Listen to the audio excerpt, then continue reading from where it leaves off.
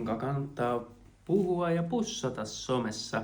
Puhutaan niistä tunteista lisää, niin Facebookissahan on tykkääminen, rakastaminen, sydämen halaaminen, hämmennys ja itku, suuttuminen.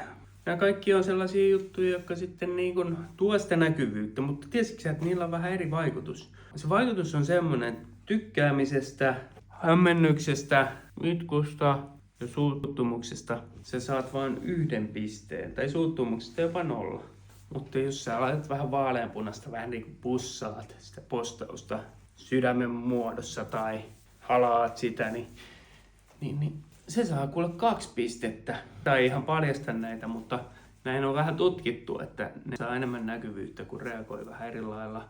Koska jos sä mietit sun omaa elämää, niin kyllähän sunkin elämässä niin kuin enemmän huomioon. Ainakin pitäisi saada ne asiat, joita sä rakastat. Ne ihmiset, joita sä rakastat, ne saa sulta enemmän aikaa.